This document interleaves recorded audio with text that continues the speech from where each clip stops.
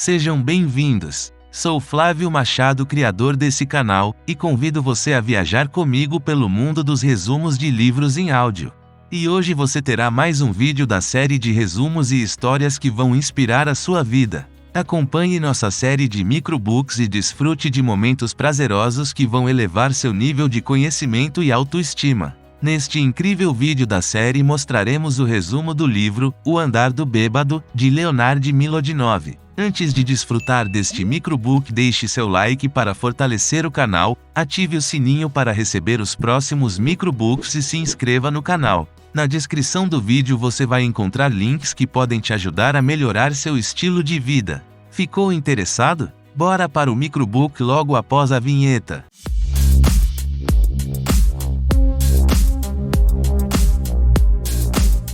O Andar do Bêbado. Como o acaso determina nossas vidas. Por Leonard Milodinov. O Andar do Bêbado é um best-seller internacional escrito para entender como o acaso interfere no mundo. Nele, você vai aprender que o aleatório também influencia demais no mundo e por isso também é estudado pela ciência. Nem tudo tem uma explicação baseada em causas e consequências claras. Por isso, as pesquisas em vários âmbitos da vida prática e cotidiana, do mercado financeiro aos esportes, do cinema à medicina, mostram que o acaso trabalha dia após dia. O livro foi escrito por Leonard Milodinov, um físico estadunidense e autor de livros de divulgação científica, de uma coluna do New York Times e de roteiros para séries como MacGyver e Star Trek. Será que você escolheu ouvir esse microbook por acaso? Olhando pela lente da aleatoriedade. É comum optarmos automaticamente por processos intuitivos na hora de fazer escolhas em momentos de incerteza. Essas atitudes deram vantagem ao ser humano no processo evolutivo. Foi assim que nossos ancestrais perceberam os perigos da vida selvagem. Ao relatar o período da adolescência, o autor lembra do próprio pai contando sobre como escapou de um campo de concentração nazista. Foi por mero acaso que não morreu de fome. Não é possível explicar matematicamente como se deparou com um pão que precisou roubar para comer e sobreviver. O mesmo mecanismo se aplica para entender, por exemplo, os movimentos tremulantes de uma chama queimando. Mesmo com vento e outras condições de temperatura, é o acaso que determina para que lado o fogo vai se movimentar. De maneira semelhante, nem sempre a ciência consegue explicar os efeitos do acaso na vida prática. Leis das verdades e das meias-verdades. Se você olhar para o céu limpo numa noite qualquer, poderá detectar milhares de fontes de luz. No meio de tantas estrelas, é possível enxergar padrões. Essa capacidade do olho humano é uma vantagem, mas também uma deficiência. Reconhecer padrões foi o que levou o físico Isaac Newton a esboçar a lei de gravitação universal. Também é pelos padrões que se percebe a melhora ou a piora do desempenho esportivo entre atletas de alto nível. Os padrões estão por toda a natureza. A teoria da aleatoriedade codifica o bom senso e demonstra sutilmente que nem sempre os padrões se repetem automaticamente. E quando o acaso chuta os padrões, ele coloca por terra experimentos científicos que provariam determinadas teorias científicas. Aleatoriedade, sorte e azar. Foi só no século XVI que surgiu o primeiro livro a tratar sobre a teoria da aleatoriedade, escrito por Gerolamo Cardano e publicado de forma póstuma. O livro dos jogos de azar trata das incertezas e probabilidades nas apostas. As reações de jogadores em meio às partidas são debatidas em 32 capítulos curtos. Trata-se de uma análise racional, que não causou muito barulho naquela época, mas até hoje é usada como base para reflexões sobre sorte e caminhos de probabilidade. Antes desse livro, as explicações sobre sorte e azar no jogo eram atreladas a ordens da natureza ou dons divinos, sem levar em consideração a aleatoriedade de combinações múltiplas.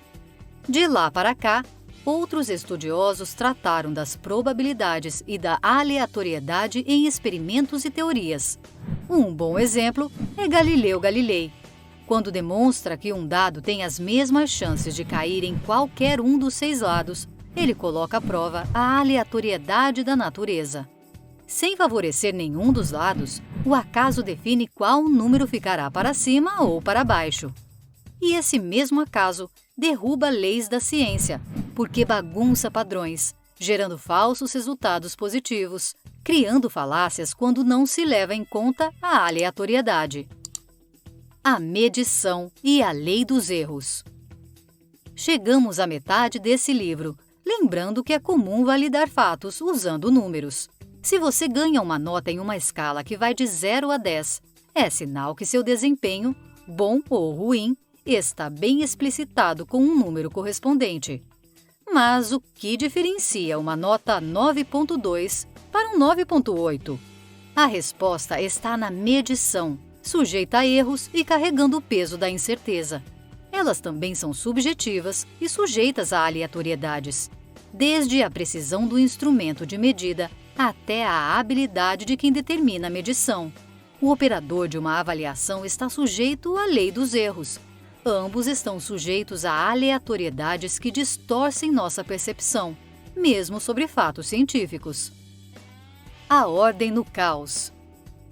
Associar a aleatoriedade à desordem é comum, mas errado. Como exemplo, imagine um grupo de 200 milhões de motoristas. Seu comportamento no trânsito varia de um jeito imprevisível, mas o comportamento geral do grupo, como um todo, é ordenado. O mesmo acontece em outros grandes grupos, em que os pequenos comportamentos são aleatórios, podendo prejudicar uns aos outros. Mas cada um deles se combina em um grande conjunto, gerando ordem no caos. Dessa forma, embora existam variações, a natureza tem uma ordem geral e segue em frente. Ilusões de padrões e padrões de ilusão. Nossa percepção do mundo ao redor necessita de imaginação. Os dados a que somos expostos durante a vida nunca são completos, mas sempre ambíguos. Se você pensa que um fato é real porque foi visto com seus próprios olhos, é normal que você seja iludido por padrões pré-estabelecidos. Campo de visão e bagagem cultural, por exemplo, interferem diretamente na lembrança de um fato acontecido. Não é à toa que testemunhas oculares não são levadas em conta em julgamentos, pois outras variáveis precisam ser consideradas. Aqueles mesmos padrões, quebrados pela aleatoriedade, iludem a percepção sobre o mundo ao redor. O andar do bêbado.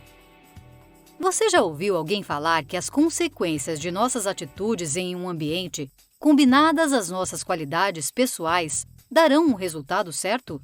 Esse determinismo é comum de ser levado em conta na vida cotidiana, mas o mundo não é totalmente ordenado. Nem todos os fatos podem ser antecipados, computados e previstos.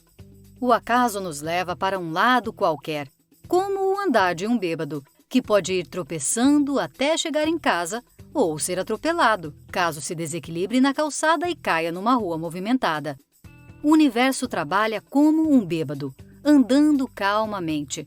Até sabemos onde chegar, mas as aleatoriedades no meio do caminho influenciam tanto nossa pequena vida prática quanto as leis gerais da física, da química e da ciência em geral. Notas finais. Fica claro que nem tudo tem uma explicação baseada na causalidade. Uma doença grave, por exemplo, pode vitimar mesmo quem tenha hábitos saudáveis. Quem não conhece um caso do tipo? Não tem jeito. A aleatoriedade precisa ser levada em conta ao analisar um mundo por vezes inexplicável. O acaso está por aí, à espreita, unindo caos e ordem ao redor de todos nós.